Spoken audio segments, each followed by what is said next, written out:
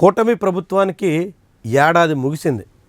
తొలి ఏడాదిలో మంత్రులుగా నారా లోకేష్, పవన్ కళ్యాణ్ పరిస్థితి గమనిస్తే నారా లోకేష్ కొంత ఇమేజ్ని పెంచుకునే ప్రయత్నంలో ఉన్నారు.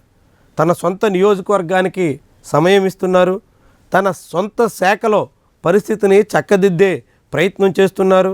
అటు ఐటీ శాఖలో అనేక కంపెనీల్ని ఆహ్వానించే ప్రయత్నం చేశారు. టీసీఎస్ లాంటి సంస్థలకి భూములు కేటాయించారు. వీటితో పాటుగా విద్యాశాఖలో కొన్ని సంస్కరణలకు కూడా ఆయన శ్రీకారం చుట్టి ప్రయత్నాలు చేస్తున్నారు. ఈ ప్రయత్నాలు కొంత వ్యతిరేకత వస్తున్నప్పటికీ దాన్ని అధిగమించే ప్రయత్నంలో ఉన్నారు.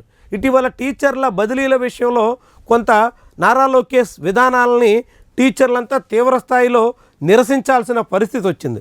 అయినా నిలదొక్కుని లోకేష్ తన విధానాల్ని ముందుకు తీసుకెళ్లే ప్రయత్నంలో ఉన్నారు. అదే సమయంలో ప్రజల్లో, ప్రభుత్వంలో, పార్టీలో పూర్తిగా పట్టు పెంచుకునే దానికి తగ్గట్టుగా విస్తృతంగా కృషి చేస్తున్నారు. ఇదే సమయంలో పవన్ కళ్యాణ్ ఆరంభం అదరగొట్టేశారు. వాస్తవంగా తొలినాళ్లలో పంచాయతీరాజ్ శాఖలో గిన్నీస్ బుక్ రికార్డులు కూడా నెలకొల్పే స్థాయిలో పవన్ కళ్యాణ్ కొన్ని ప్రయత్నాలు చేశారు.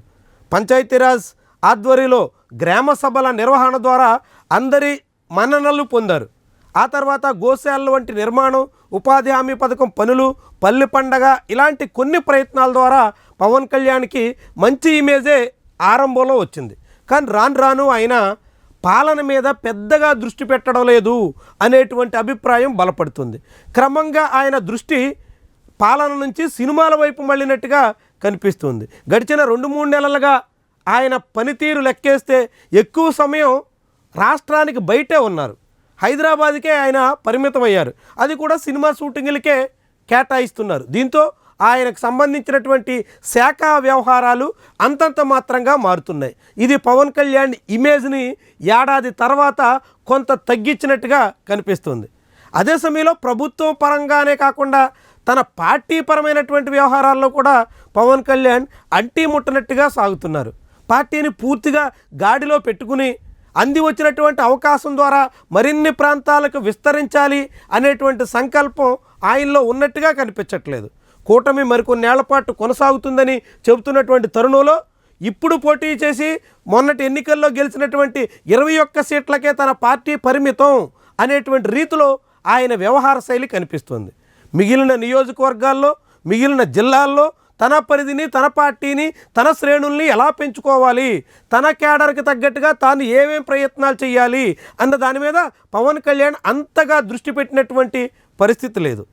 నారా లోకేష్ పవన్ కళ్యాణ్తో పోలిస్తే లోకేష్ ఎక్కడ అభివృద్ధి కార్యక్రమం కోసం వెళ్ళినా అది సత్యవేడు నియోజకవర్గం నుంచి మార్కాపురం వరకు అన్ని జిల్లాల్లో కూడా అన్ని నియోజకవర్గాల వారీగా కార్యకర్తలతో మమేకమయ్యే ప్రయత్నం చేస్తున్నారు. ఆఖరికి పార్వతీపురం వెళ్ళిన అధికార కార్యక్రమంతో పాటుగా పార్టీ కార్యక్రమానికి కొంత సమయం వెచ్చించి నియోజకవర్గ కార్యకర్తలతో మంతనాలకి కేటాయించారు. కానీ పవన్ కళ్యాణ్ మాత్రం తాను ఎక్కడ పర్యటనకి వెళ్ళినా అధికార కార్యక్రమం చూసుకుని చేతులు దులుపుకుని వస్తున్నారే తప్ప అక్కడ తన పార్టీ కార్యకర్తలతో ముచ్చటించాలని కానీ, వాళ్ళ మనసులో మాట విందామని కానీ, వాళ్ళ అభిప్రాయాలకి విలువనిద్దామనేటువంటి ఆలోచనకు కానీ వస్తున్నటువంటి దాఖలాలు లేవు. దాంతో ఏడాది పాలన తర్వాత ఈ ఇద్దరు మంత్రుల్లో చంద్రబాబు తర్వాత గవర్నమెంట్లో నెంబర్ 2 ఎవరు అన్న దాని మీద ఈ ఇద్దరి మధ్య పోటీ జరుగుతుంది. ఉప ముఖ్యమంత్రిగా పవన్ కళ్యాణ్ ఉన్నప్పటికీ పాలనాపరమైనటువంటి వ్యవహారాల్లో లోకేష్ మాటే అన్నింటా చెల్లుబాటు అవుతుంది అనేటువంటి అభిప్రాయం ఉన్న తరుణంలో నెంబర్ 2 ఎవరు అనేటువంటి ఈ ఇద్దరి పనితీరుని బేరీజు వేస్తే లోకేష్ 2024 జూన్తో పోలిస్తే 2025 జూన్లో ఓ మెట్టెక్కినట్టుగా కనిపిస్తుంది. ఆయన తన ఇమేజ్ని పెంచుకునే ప్రయత్నంలో అడుగులేస్తున్నట్టుగా కనిపిస్తుంది. పవన్ కళ్యాణ్ మాత్రం 2024 జూన్తో పోలిస్తే 2025 జూన్ నాటికి ఓ మెట్టు దిగినట్టే కనిపిస్తుంది. ఆయన అంతగా పాలన, ప్రభుత్వ, పార్టీ వ్యవహారాల్లో శ్రద్ధ పెట్టలేకపోవడంతో ఆయన పట్ల సొంత పార్టీ శ్రేణుల్లో కూడా పూర్తి సంతృప్తి కనిపించట్లేదు.